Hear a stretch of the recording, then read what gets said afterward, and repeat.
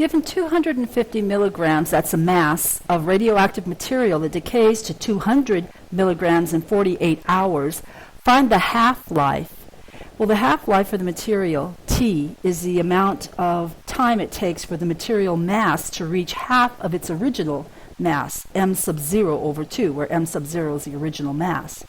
So we're going to start step 1 by refining the formula for radioactive decay. The mass at time t, m of t, is equal to the initial mass, m sub 0, times the natural number e raised to the r times t power, where r is the rate of decay, t is the time, and m sub 0 is going to be 250 milligrams because that's our initial amount, our initial mass of this radioactive material. All right, so simplifying that, we have m of t equals 250 times e to the rt. Now step 2, use m of 48 equals 200. Now where did that come from? They told us. They told us the mass reached 200 milligrams after 48 hours. So the mass m at t time equals 48 hours equals the 200. We're going to use that information. It's an ordered pair. 48 is the t coordinate, and the m of t coordinate is 200. We're going to use that to find the rate of decay r, the rate of decay r for this material. How do we do that? We take our refined m of t equals 250 times e to the rt, and we plug in 200 for m of t and 48 for t.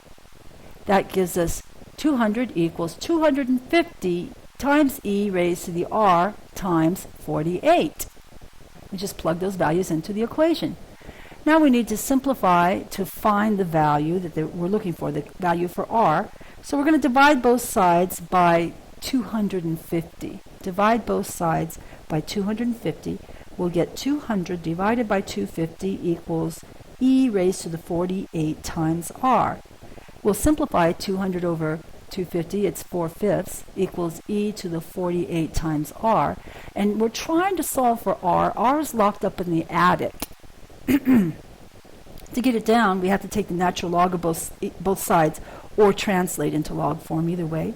We get natural log of 4/5 equals natural log of e raised to the 48 r power. Now, we have the log, natural log, that's log base e, right next to the base e.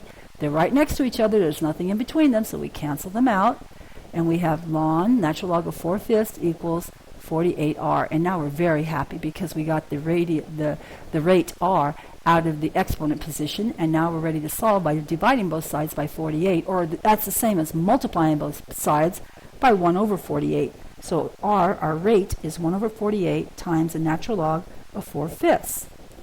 We're going to use this r value to refine our formula. So step 3, we're going to refine the formula that we've been working with this r value. So we're going to take that m of t that we have where the arrow was, m of t equals 250 times e to the rt, and we're going to insert this r value, 1 over 48 times the natural log of 4/5. We're going to insert that in the exponent position for r.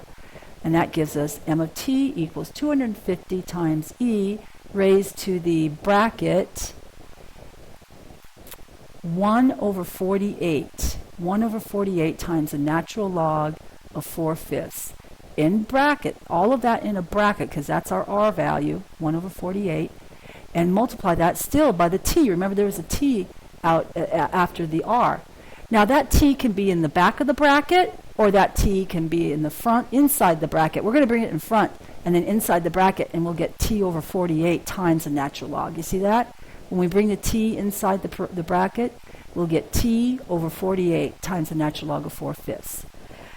Okay, so we're going to use this formula with the m of t being equal to the initial m sub o divided by 2. See, we're trying to find half-life, so we want m of t to be half of the original mass. So m of t is m initial divided by 2, which was 250 milligrams, you recall, divided by 2.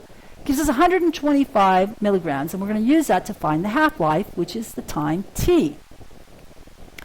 Okay, so using our most refined form of the formula, the m of t equals 250 e to the 1 over 48, t over 48 times the natural log of 4/5, we will have 125 equals 250 times e raised to the, well, we haven't simplified that. We get 1 over 48 times natural log of 4 over 5, and all that big bracket times t. Now we're going to divide by 250. We're trying to get the t value now. 125 divided by 250, that's the same as 1/2, equals e to the t over 48 times